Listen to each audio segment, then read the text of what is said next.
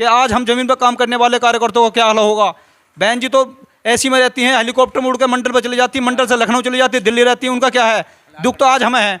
Party किसी के बाप की फपोती नहीं है, पार्टी कार्यकर्ताओं की है, पार्टी वोटरों की है, बहुजन समाज की पार्टी है, सौर समाज की बहुजन समाज पार्टी है। जब जो देश के गृह मंत्री हैं, जब देश के गृह मंत्री वोट लेने के लिए जनता का उनके घर तक जा सकते हैं, उनके ज़िले तक जा सकते हैं, सब जगह घूम सकते हैं, क्या हमारे जो राष्ट्रीय अध्यक्ष माननीय बहन जी नहीं जा सकती जिले में या विधानसभा में? उन्हें क्या दिक्कत है? उन्हें कोई खा जाएगा या उन्हें कोई? अब हम एससी हैं, जाटव हैं, अब हमारा जाटव भी जिला अध्यक्ष होगा इस जगह। अगर मुस्लिम की जगह अध्यक्ष बनाई जाए तो कुछ तो वोट जोड़ेगा। इज्जत गुज्जर समाज से किसी को अध्यक्ष बनाया जाएगा, वो भी वोट जोड़ेगा। तो हमारा वोट इस वजह से कम रह जाता है। जब मान चलो हमारा जिला अध्यक्ष मोमडन होगा, हम टिकट परिवारवाद रहेगा तो हो सकता हम भी इनके साथ नहीं रहेंगे। चलिए, बहुत बड़ी और बात। परिवारवाद चलता रहेगा, हम तो हटेंगे। और हो सकता है ये आज जैसे 2014 में जीरो थी ना, आने वाले टाइम पे हमेशा जीरो रहेगी।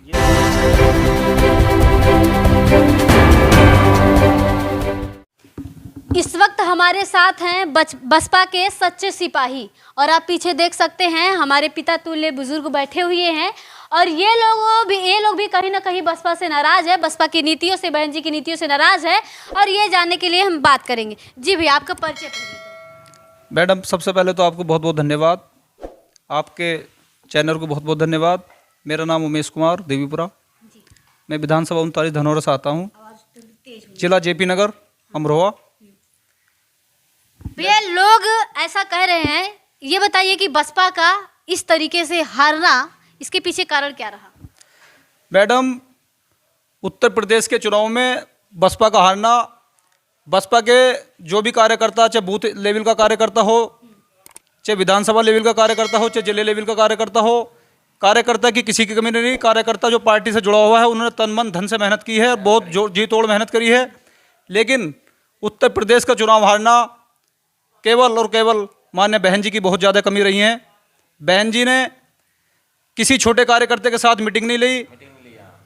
अगर बहन जी ने मीटिंग ली है तो मंडल स्तर की मीटिंग ली है, और मंडल स्तर की मीटिंग में बहन जी को ये भी नहीं पता कि कुछ जिले का कार्यकर्ता कौन है, विधानसभा का कार्यकर्ता कौन है, और बूथ और सेक्टर के कार्यकर्ताओं को तो छोड़ दो।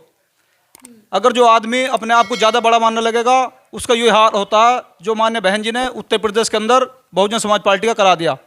तो आप हार का कारण किसे मानते हैं भैया? मैं हार का कारण केवल मानता हूं जो राष्ट्रीय अध्यक्ष माननीय बहन जी को मानता हूं कि बहन जी पब्लिक के बीच में नहीं गई, बहन जी ने पब्लिक की बात को नहीं सुना, बहन जी ने अपनी बात पब्लिक के बीच में नहीं रखी। बहन जी केवल आई तो मंडल स्तर पर आई। मंडल स्तर का आने का मतलब राष्ट्रीय अध्यक्ष का कोई मायने नहीं होता, क्योंकि जनता के पास ही वोट होता है। जो जनता गाँव देहात और शहर में रहती है और क्षेत्र में जनता रहती है, उत्तर प्रदेश के और देश के हर एक कोने में जनता रहती है, तो जनता के बीच में जाना पड़ेगा। लीडरों को अपनी बात को रखना पड़ेगा, जनता की बात को सुनना पड़ेगा। मजदूर हो, किसान हो, व्यापारी हो, छोटे व्यापारी हो, दुकानदार हो, हर तबके का, हर समाज का, सर्व समाज की बात को बहन जी को सुनना पड़ेगा। अपनी बात बहन जी को बतानी पड़ेगी, और देश के और प्रदेश के हर एक नागरिक की बात बहन जी को भी सुननी पड़ेगी, तब जाकर पार्टी का वर्चस्व बचेगा। लेकिन बहन जी ने एक सबसे बड़ी बात तो यह कि बहन जी ने एक परिवारवाद पार्टी के अंदर खड़ा कर दिया। जो आज तक हम चुनाव प्रचार में घूमते थे और हम ये कहते थे, दूसरी पार्टियों पे हम आरोप लगाते थे कि परिवारवाद पार्टी है, जैसे समाजवादी पार्टी हुई।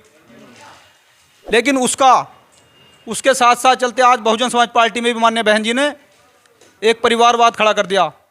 आकाश आनंद को खड़ा कर दिया, अपने भाई आनंद को खड़ा कर दिया, और ऐसे ऐसे माननीय बहन जी ने ऐसे ऐसे कार्यकर्ता पार्टी यानी राष्ट्रीय लेवल पर खड़े कर दिए जो उन्हें बूथ लेवल की भी जानकारी नहीं है कि बूथ पे काम कैसे हो किया जाता। अरे कहीं ना कहीं आकाश आनंद तो विदेश से पढ़ के आए हैं ना, कैसे नहीं जानकारी उनको? मैं उन्हें बिल्कुल नहीं जानता कि बहन जी बहुत बड़ी गलती कर रही हैं। आकाश आनंद को किसी भी एक भी उत्तर प्रदेश या देश के किसी वोटर के बारे में कोई जानकारी नहीं है कि ये वोटर किस हालत में रहता है या उसके बीच में चले गए। आकाश आनंद को राजनीति की बिल्कुल भी जानकारी नहीं है। आकाश आनंद को कभी भी पार्टी में नहीं आना चाहिए, मेरा तो ये मानना है। और बहन जी को अपनी नीतियों में सुधार करना पड़ेगा अगर पार्टी को बचाना है, वरना पार्टी हमारी बहुत खतरे में पड़ी हुई है इस टाइम। और ये हालात जो आज उत्तर प्रदेश के अंदर एक सीट निकल गई है, हमारे लिए बहुत शर्म की बात है, बड़े दुख की बात है, क्योंकि हम ज़मीन पर काम करते हैं। हम पार्टी के लिए तमाम क्षेत्रों में, तमाम विधानसभाओं में हम जाते हैं, अपनी विधानसभा में हम अपना काम करते हैं, लोगों के घर घर जाते हैं। लेकिन दुख आज हमें इस चीज़ का है कि आज हम ज़मीन पर काम करने वाले कार्यकर्ताओं का क्या हाल होगा। बहन जी तो ऐसी में रहती हैं, हेलीकॉप्टर में उड़ के मंडल पर चली जाती है, मंडल से लखनऊ चली जाती है, दिल्ली रहती है, उनका क्या है दुख? तो आज हमें है परेशानी। हमने किस हिसाब से बहन जी के लिए काम करा, पार्टी के लिए काम करा। फिर मैं एक बात और मैडम आपके चैनल के माध्यम से बता देना चाहता हूँ, पार्टी किसी के बाप की फपोती नहीं है, पार्टी कार्यकर्ताओं की है, पार्टी वोटरों की है, बहुजन समाज की पार्टी है, सर्व समाज की बहुजन समाज पार्टी है। कोई आदमी अपने आप को बड़ा मान के कि मेरी पार्टी है, पार्टी किसी की नहीं होती, पार्टी उसकी होती है जो पार्टी सर्व समाज के लिए काम करे, पार्टी के लिए काम करे। जनता के बीच में जाना पड़ेगा, पार्टी के जो मान्य बहन जी के विचार हैं, विचारों को बदलना पड़ेगा, तभी जाकर पार्टी का जो वर्ष है वो बच पाएगा, वरना पार्टी बिल्कुल खतरे में चली गई है। आप कह रहे हैं कि बहन जी जमीन पे नहीं आ रही हैं, तो क्या आप ये चाहते हैं कि अमित शाह की तरह, बीजेपी के नेताओं की तरह बहन जी घर घर जाके पर्चियां बांटें? क्या दिक्कत है? जब जो देश के गृह मंत्री हैं, जब देश के गृह मंत्री वोट लेने के लिए जनता का उनके घर तक जा सकते हैं, उनके जिले तक जा सकते हैं, सब जगह घूम सकते हैं, क्या हमारे जो राष्ट्रीय अध्यक्ष मान्य बहन जी नहीं जा सकती जिले में या विधानसभा में? उन्हें क्या दिक्कत है? उन्हें कोई खा जाएगा या उन्हें कोई मार देगा? तो मेरा तो यही कहना है कि बहन जी को भी अपनी नीति बदलनी चाहिए। बहन जी जिला स्तर पर, विधानसभा स्तर पर मीटिंग लें कार्यकर्ताओं की, और बूथ लेवल के और सेक्टर लेवल के कार्यकर्ता और विधानसभा लेवल के कार्यकर्ता और जिले के कार्यकर्ता तमाम उस मीटिंग में उपस्थित हों, और बहन जी भी अपने के कार्यकर्ता से बात करें, उनका परिचय करें। जब परिचय करेंगी बहन जी, उनसे बात करेंगी, तो एक कार्यकर्ता के अंदर एक उत्साह और एक जुनून, एक जोश पैदा हो जाएगा कि मान्य बहन जी ने मुझसे बात करी, तो उसका कार्यशैली बदल जाएगी और वो कार्य करने की जो क्षमता है उसके अंदर दुगनी वाली 100 गुनी हो जाएगी। लोग ये भी कहते हैं कि बहन जी तो देख देख के पढ़ती हैं, इस विषय में क्या कहेंगे? ये बात भी मैडम आपकी बात बिल्कुल सही है, क्योंकि हम भी जब क्षेत्र में रहते हैं, पार्टी के लिए प्रचार प्रसार करते हैं, हम तो तमाम जब से मैं सन 2000 से पार्टी से जुड़ा हूँ। तो एक बाल अवस्था में मैं पार्टी से जुड़ गया था, और मैंने पढ़ाई छोड़ने के बाद मैंने किसी चीज़ पर ध्यान नहीं दिया। मैंने केवल ध्यान दिया तो केवल बहुजन समाज पार्टी पर दिया, और मैंने बहन जी पर ध्यान दिया। मैं पार्टी के लिए काम करूँगा। ये बात हमें मिलती है सुनने को, और पार्टी को लोग कहते हैं, बोले यार मायावती जी तो किताब सी पढ़ती हैं। हमने कहा कि बहन जी ने एक आदेश कर दिया था, बोले जो भी तुम्हें कहीं भाषण देना, छोटा भाषण हो या कहीं छोटी मीटिंग हो या बड़ी मीटिंग हो या किसी तरह का भाषण हो, लिख के दो। जो कि लिखने की जो कार्यशैली है उनकी, जैसे भाषण पढ़ती है, मेरे समझ से तो बाहर है, मुझे तो अच्छा लगता नहीं। अगर जनता के बीच में जाना पड़ेगा तो ये किताब को बंद करना पड़ेगा, और जनता से निगाह मिलाकर बात करनी पड़ेगी, जनता की आंखों में आंखें डालकर बात करनी पड़ेगी। तभी तो नेता अच्छा लगता है, तभी तो जनता समझती है कि नेता हाँ नेता है। बहन जी किताब सी पढ़ती रहती हैं, 20 मिनट भाषण दे रही हैं, 1 मिनट लोगों की नज़र देखती हैं, बाकी तेलुगु मुँह करके अपनी किताब सी पढ़ती रहती हैं, पढ़ कर हेलीकॉप्टर में उड़ कर चली जाती हैं। बिल्कुल जो कार्यशैली वो बदलनी पड़ेगी। बहन जी की इस कार्यशैली से हम बिल्कुल नाराज़ हैं, और उत्तर प्रदेश की जनता, सर्व समाज की जनता इस चीज़ को कह रही है कि भैया बहन जी को पहले तो बहन जी को अपने विचार बदलने पड़ेंगे। बहन जी को छोटे से छोटे कार्यकर्ता से मिलना पड़ेगा, बहन जी को उसके अपनी बात, छोटे कार्यकर्ता की बात सुननी पड़ेगी। अगर हाँ कमी है तो उन कमियों पे भी ध्यान देना पड़ेगा, उन कमियों को दूर करना पड़ेगा। आपने कहा कि जब आप ग्राउंड पे जाते थे और अन्य जातियों के लोगों से कहीं ना कहीं आपको सवालों का सामना करना पड़ता, कैसे सवाल ऐसे वो रहे कि जो आपसे बसपा के अनहित में बात करते थे लोग, सॉरी बसपा के विरोध में बात करते थे, कि गलतियां कमियां बताते थे, ऐसा कौन सा क्या रहा? सबसे बड़ी बात तो यह है, जो हम सर्व समाज की बात मैं बताऊं, जो लोग हमसे पूछते थे कि यार बहन जी ने ये कर दिया, बहन जी ने वो कर दिया, इस तरह की बात जब करते थे तो हमने बताया कि बहन जी भैया यो बहन जी ये ऐसी पार्टी है जो सर्व समाज की पार्टी है, और बहन जी ने सर्व समाज के लिए काम किया है। बोले तो कुछ सबसे ज़्यादा मुद्दा इस बात का उठता था कि जब बहन जी की 2007 में सरकार बनी, पूर्ण बहुमत की 2012 तक सरकार रही, बोले बहन जी ने मील बेच दिए। हमने उनसे ये सवाल पूछा जो मील बेचने की बात करते थे, मगर एक बात बताओ, बहन जी ने सारे मील बेच दिए, चलो इस बात को तुम कह रहे हो, लेकिन ये बताओ आपका गन्ना किसी खेत में खड़ा रहा? आपका गन्ना मील तक गया नहीं गया? अगर आपका गन्ना मील तक गया और टाइम से पहले गया तो आपको मील बेचने से दिक्कत क्या है? आपको आम खाने पेड़ गिनने, आपको आम से मतलब, पेड़ गिनने से मतलब नहीं है। मगर ये विरोधी पार्टी हैं, ये विपक्ष के लोग हैं, ये तरह तरह का आरोप लगाते हैं, मगर बहन जी ने ऐसे नहीं किया। और कैसे कैसे सवाल लोग करते थे जिन सवालों को आपको सामना करना पड़ता था? सबसे ज़्यादा तो बात यही आती थी कि बहन जी किसी से मिलती नहीं है, बहन जी किसी की सुनती नहीं है। बहन ये सवाल कौन करता था? अपने ही लोग करते थे या अन्य? अपने लोग नहीं, जो दूसरे और समाज के लोग थे वो लोग करते थे। कि बहन जी एक गिने चुने वही के दुख के 2-4 आदमी है जो बहन जी सबसे ज़्यादा विश्वास करती हैं उन पे। अगर बहन जी को बहन जी उन पर विश्वास करती है, वो आएगा क्षेत्र में, वो क्षेत्र में आए या ना आए, वो जैसी रिपोर्ट दे देंगे बहन जी को, बहन जी उस पर विश्वास कर लेती थी। बहन जी को ऐसा नहीं करना चाहिए, बहन जी को उस पर बिल्कुल गौर करना चाहिए। जो पार्टी के 4-5 आदमी हैं उन पर विश्वास नहीं रखना चाहिए। बहन जी को एक छोटे से छोटे कार्यकर्ता पे और बड़े से बड़े कार्यकर्ताओं को मिला के एक जगह मीटिंग करनी चाहिए, हर विधानसभा में जाना चाहिए, हर विधानसभा में जाने के बाद उस पर विचार करना चाहिए, तभी विश्वास करना चाहिए। वरना कोई आदमी अगर 2 आदमी या 3 आदमी रिपोर्ट देने बहन जी को पूरे उत्तर प्रदेश की, उस पर विश्वास नहीं करना चाहिए। बहन जी कहीं ना कहीं अब हार का कारण मुसलमानों को बता रही हैं। मुसलमानों को बहन जी को बताना, यो भी बहन जी के लिए, मैं भी इस बात को गलत मानता हूँ। जब एक बात मानो, जब मुसलमान एक भारी तादाद में उत्तर प्रदेश के अंदर रहता, अगर मुसलमान के साथ या हमारे साथ कोई जुल्म जाती हो रही है, अगर उसमें आप आवाज़ नहीं उठाओगे, हमारे साथ खड़ा नहीं होगे, तो हम आपको वोट कैसे देंगे। सबसे बड़ी बात तो यह है कि मुसलमानों ने यो कहा था, भाई आज तक बहन जी हमारे पक्ष में नहीं बोली, तो हमने भी इस बात को कहा कि बहन जी की कमी रही है कि बहन जी को जब कोई प्रोटेस्ट हो रहा है या कोई जुल्म जाति कहीं भी उत्तर प्रदेश के अंदर हो रही है या देश में कहीं भी हो रही है, कम से कम बहन जी को वहाँ पहुँचना चाहिए, बहन जी को अपनी बात रखनी चाहिए दमदारी के साथ। एक पीड़ित परिवार के साथ खड़ा होना चाहिए और पीड़ित परिवार के दुख की बात करनी चाहिए।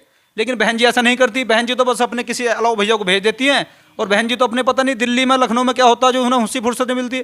और तमाम पार्टी के लीडर जो हैं, चाहे राष्ट्रीय लोकदल के जयंत चौधरी हों, चाहे समाजवादी पार्टी का अखिलेश यादव हों, चाहे बीजेपी पार्टी के चाहे प्रधानमंत्री क्यों ना हो, अमित शाह क्यों ना हो, योगी आदित्यनाथ जी क्यों ना हो, ये सब लोग पहुंच जाते हैं।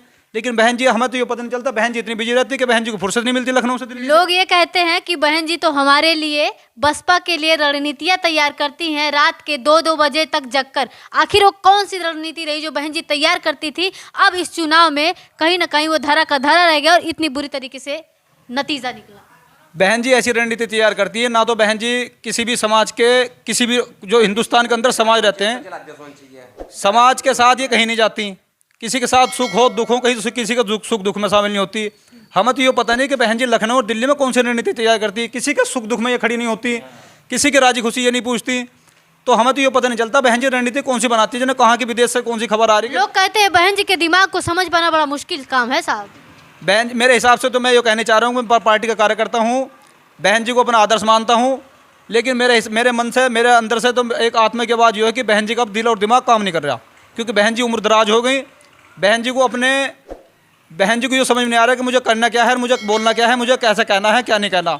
तो मेरे हिसाब से तो बहन जी को अब जो हमारे राष्ट्रीय लेवल के कार्यकर्ता हैं, जो ज़मीन पर काम करते हैं, बड़ी दमदारी के साथ वो सवाल उठाते हैं, जैसे जयप्रकाश जी हैं, भाई चंद्रशेखर आज़ाद जी हैं, और प्रदेश में और कई चेहरे हैं, जैसे सीमा समृद्धि कुशवाहा जी हैं। ऐसे ऐसे लीडरों को बड़े मंच पर आना चाहिए, बहन जी को इन्हें लाना चाहिए और इनको जिम्मेदारी सौंपनी चाहिए। और जैसे क्षेत्र, क्या आप बसपा में परिवर्तन चाहते हैं? मैं बिल्कुल परिवर्तन चाहता हूं। जो हाई लेवल हमारा राष्ट्रीय लेवल है, राष्ट्रीय लेवल पे परिवर्तन हो, और राष्ट्रीय लेवल पर जब परिवर्तन होगा तभी पार्टी का अस्तित्व बचेगा, वरना अस्तित्व खतरे में डाल दिया। और इसका अस्तित्व खतरे में डालने का और कोई कारण नहीं है, हम पार्टी के कार्यकर्ता कारण नहीं है, इसके जो सिर्फ और सिर्फ जिम्मेदार हैं तो माननीय बहन जी हैं। चलिए, इन्होंने एक लाइन में अगर निचोड़ बताया, विस्तार का सार बताया, तो बहन जी की गलतियां हैं और इसमें परिवर्तन होना चाहिए, और जो लीडर हैं उनको सामने लाना चाहिए। कई सारी इन्होंने बातें कही, और 2000 से कहीं ना कहीं बसपा के सच्चे सिपाही है, तो इनको सीधा के सीधा 22 साल हो गए। चलिए बाबूजी, आप क्या कहेंगे? जिला बिजनौर वो जब सारी सीटें नहीं लिखती हॉकी 2007 में, और सारी सड़कें टूटी पड़ी हॉकी बिजनौर की, एक काम बढ़िया नहीं हुआ हूँ, तो कहते VIP हूँ। बताओ आप कहना क्या चाह रहे हैं, हम समझे नहीं, फिर से बताएं। जिला बिजनौर VIP कर दिया था। अच्छा, जिला बिजनौर को VIP कर दिए थे, लेकिन सड़कें फिर भी सुधरी नहीं। जब भी सुधरी नहीं सड़कें, अच्छा, ये कहना चाह रहा हूँ मैं। अच्छा, इस चुनाव के विषय में क्या कहेंगे? अभी भैया ने जितनी भी बातें बताई, आप कितने सहमत हैं? अब तो सरकार, अब तो कुछ हम तो एक ही, जो भैया ने कह दी सही है, जो भैया ने कहा। आप भी हार का जिम्मेदार बहन जी को ठहराते हैं ना? हम तो हाथ जोड़ के वोट देते रहे कि हम हाथ से कट जाए, हम तो वोट ही बहुजन से कटने के नहीं। भैया ने कहा बसपा के हारने का कारण कहीं ना कहीं बसपा की नीतियों में रही, और बहन जी कहीं ना कहीं इसकी जिम्मेदार होती हैं। आप इनकी बातों से कितना इनका ही बस इनका मामले में जी हारने का कारण यह है, जैसा मान चलो जिसकी आबादी है, अब हम SC हैं, जाटव हैं, अब हमारा जाटव जिला अध्यक्ष होगा इस जगह। अगर मुस्लिम की जगह अध्यक्ष बनाई जाए तो कुछ तो वोट जोड़ेगा।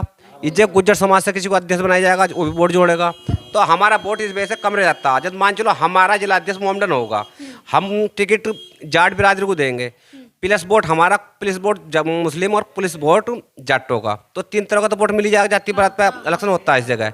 तो बहन जी इस चीज़ को भी बदलें, जिला अध्यक्ष को भी बदलें, जिसकी संख्या ज़्यादा भारी है और ईमानदार आदमी उसे जिला अध्यक्ष बनाना चाहिए। बहन कहने का मतलब कि जिसका वोट बैंक ज्यादा उसको भी पार्टी में आगे जिम्मेदारी दे, ताकि वो दमदारी से काम करे। दमदारी से काम करें। इस चीज़ के लिए वो बहन जी बहुत पीछे हैं। भाई जब हमारे पास वोट 50 हैं और हम 50 वाले जिला अध्यक्ष बना रहे हैं, तो हमारे 50 वोट वो जुड़ेंगे, 25 हमारे जुड़ेंगे, 25 हमारे जो टिकट दे रही है हम उसका जुड़ेगा, तो हमारा संख्या भारी हो जाएगी। फिर लोग बाग दूसरे जुड़ेंगे। और बहन जी की ये कमी ज़्यादा है जो जिला अध्यक्ष बना देती हैं धड़ाक देना। भाई ईमानदार आदमी किसी बिरादरी का भी हो उसे जिला अध्यक्ष बनाना चाहिए, एक नई जाटव को बनाना चाहिए। तो हम इस बहन जी को तक हमारी खबर पहुँचे, इस चीज़ के लिए हम कह रहे हैं, मतलब जैसी जिसकी हिस्सेदारी जैसी है ऐसी ही उसे पद देना चाहिए। तो देखिए ये अच्छी बातें हैं जो इन्होंने बताया कि यदि जिम्मेदार मुसलमान को ठहराया जाता है तो क्यों ना मुसलमान को हम जिला स्तर की कोई जिम्मेदारी दे जिससे वो मजबूती से काम करे, क्योंकि जब उसके पास जिम्मेदारियां होंगी तो वो एकाएक ऑटोमेटिक काम करेगा, कहने की ज़रूरत नहीं पड़ेगी। बाबूजी आप क्या कहेंगे? चलिए ये कह चुके हैं, अपनी राय दे चुके हैं, और एक बार फिर से हम लौटना चाहेंगे चाचा के पास। चाचा आप क्या कहेंगे? जो भी भैया बातें कहे हैं, प्रधान जी जो बातें कहे हैं, इससे कितना सहमत है आप? इनसे मैं 90% सहमत हूँ। 10% क्यों नहीं है? 10% इसलिए नहीं हूँ, इन लोगों ने परिवारवाद पर कोई ज़्यादा ध्यान नहीं दिया। प्रधान जी तो परिवारवाद को ध्यान देते, ये पार्टी जो बन रही है ये परिवारवाद का कलंक लगने जा रहा। अगर परिवारवाद रहेगा तो हो सकता हम भी इनके साथ नहीं रहेंगे। चलिए बहुत बड़ी बातें निकल कर आई कि यदि बसपा में परिवारवाद रहेगा तो जाटो भी कहीं ना कहीं हट जाएंगे, बट जाएंगे, वोट कट जाएगा, ऐसा चाचा? और परिवारवाद चलता रहेगा, हम तो हटेंगे। और हो सकता है ये आज जैसे 2014 में 0 थी ना, आने वाले टाइम पे हमेशा 0 रहेगी। जीरो रहेंगे। चलिए इन्होंने बहुत बड़ी बात कही कि बसपा में परिवारवाद रहेगा तो जाटो अपने साथ साथ और भी लोगों को हटा देंगे, वोट कट जाएगा, तो बसपा का अस्तित्व तो कहीं ना कहीं खतरे में है। जो ये जमीनी कार्यकर्ता हैं, जो भैया 2000 से काम कर रहे हैं, ये लोग जो कहना चाह रहे हैं, जो जमीनी स्तर पे चीज़ें महसूस किए हैं, ये चीज़ें कहीं ना कहीं बसपा के राष्ट्रीय कार्यकारिणी सदस्य को ये बातें संज्ञान में लेनी चाहिए। बसपा में जितना परिवर्तन संभव हो सकता है वो परिवर्तन करें यदि बसपा का अस्तित्व बचाना है। सबसे पहले माने बहन जी को तो ध्यान देना चाहिए, जो हमारे जिले के जिलाध्यक्ष हैं तमाम उत्तर प्रदेश में जी, तो सबसे पहले जिलाध्यक्ष को ध्यान देना चाहिए।